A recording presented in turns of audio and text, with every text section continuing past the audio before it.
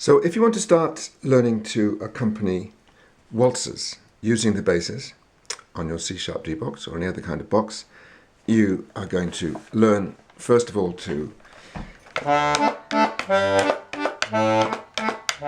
do this pa-pa kind of accompaniment, and when you've learnt that you can try other things, but it's good to get the hang of it. And I suggest to learn that you pick a very simple tune, one where the melody is all in quarter notes or crotchets, dum dum dum dum dum dum dum dum dum, that kind of tune, rather than one that goes dum da dum dum da dum dum, which introduces a little complication from the beginning.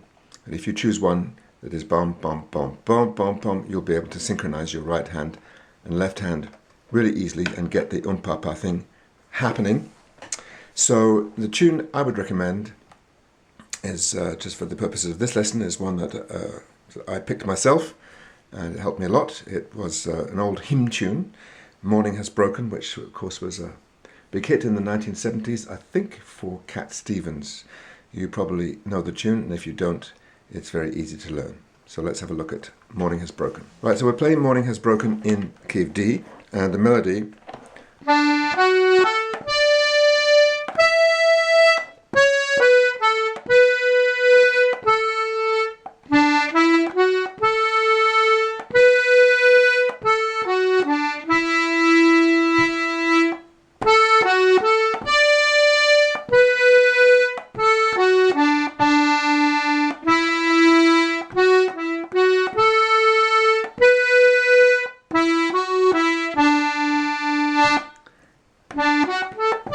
So there we are, Morning Has Broken. Notice I used the outer of F sharp in that last phrase, and we'll see why when we get to the basses. So let's tackle it. Give ourselves play the first leading notes and join in with the basses on this long note here.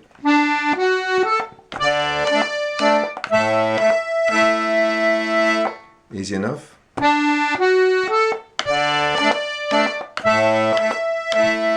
Try it with me.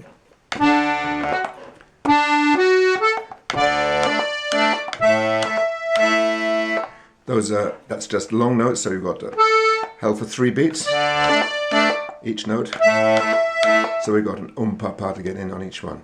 An easy introduction. Now we have 3 notes on the beat, 3 crotchets, 3 quarter notes, followed by another long note. So that would be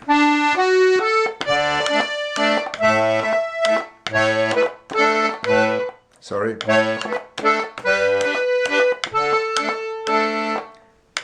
So the first 3 notes, you're going to do them all on the outer pair of bass buttons here, the D-A bass buttons.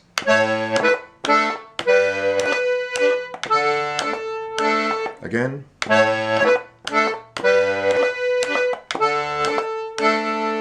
Now you'll notice, of course, that because we changed direction for the A on the push there, we changed direction and the bass changes. We changed from an A to a D bass, which is not ideal. It would be better if we did, but we're not going to do that because we've got A on the push up here. We won't bother with that.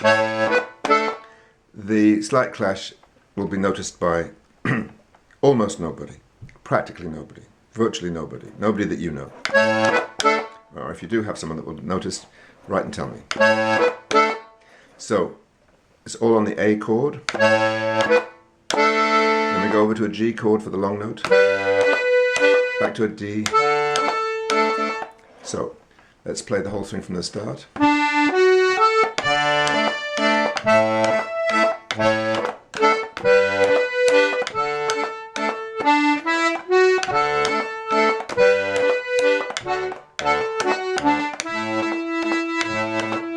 So the second time round, I actually played, I left the leading notes again.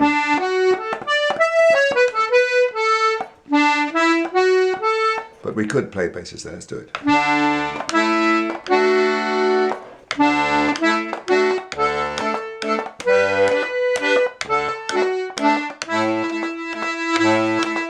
Here we've got a new situation. We're actually holding the long E here for 2 bars. That's 6 beats.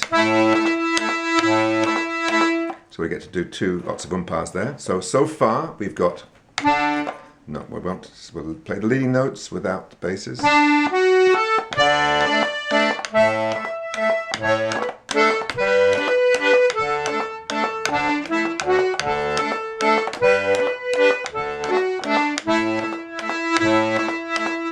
The eagle-eyed among you will have spotted that I made a mistake. I played instead of that there, but it doesn't really matter. So that's how far we've got. We've got the long E here. Carrying on with the tune.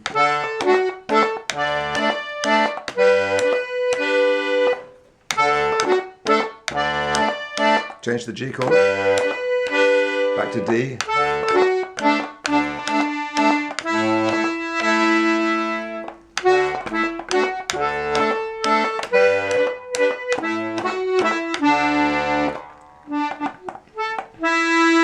So here again we've got a direction shift which we can't do anything about. It would be best if we stayed on the D chord properly, but it harmonizes nicely. We've got a D chord against the F sharp, an A chord, a D bass note against the F sharp, and A chord against the E, which fits harmonically, and then back to D, G, and all on E, all on A here. This is where we can use our outer row to avoid a direction change. Otherwise we'll be playing, which works okay, but let's make use of our outer row here. So that last bit,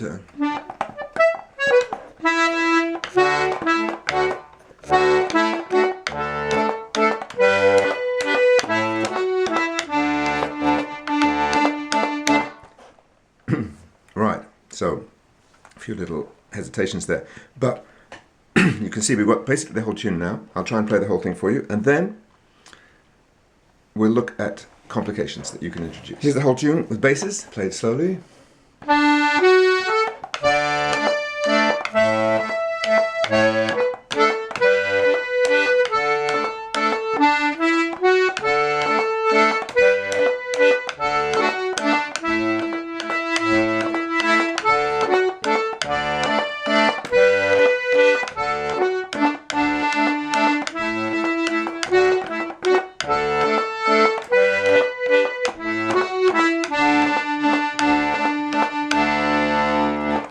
So there you go. Now I said at the outset that that was a good tune to start with, and it is, because all the main melody notes are on the beat. Da dum ba da dum ba da dum.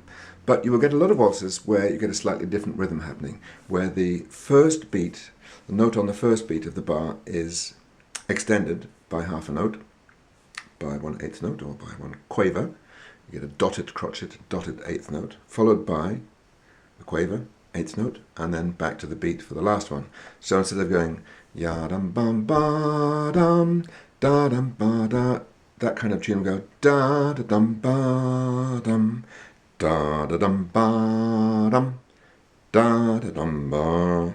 So assuming you've now mastered playing on the beat as I showed you just there, let's look at what will happen when you get to a tune. I'll take the same tune just for the hell of it. So let's take the same tune as I said. Instead of playing, let's see what happens if we want to play. So we're robbing from the second beat and adding that onto the first. Obviously we want to keep the bass going the same as before.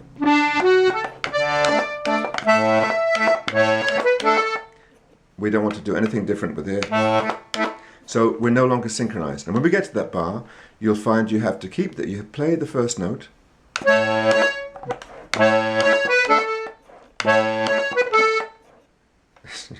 starting to think about it now, so I'm falling apart. So what we're going to play is slowly. You play the hold the note and play the first pa, then you play the next note, the next two notes, and the last one coincides with the beat. Very slowly.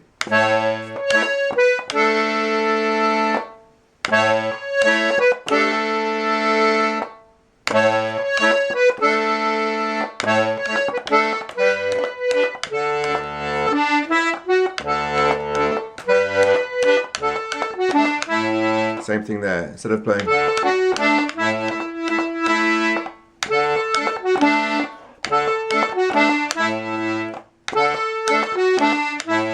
the bass has to keep going,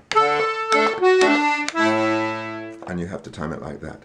So there's a little exercise to play and to play with, and when you've got that happening, you could very easily play the whole of Morning Has Broken, introducing a lot of those rhythmic changes, which I'm not going to do for you now because I have to go to work, but I hope that's useful. Thanks.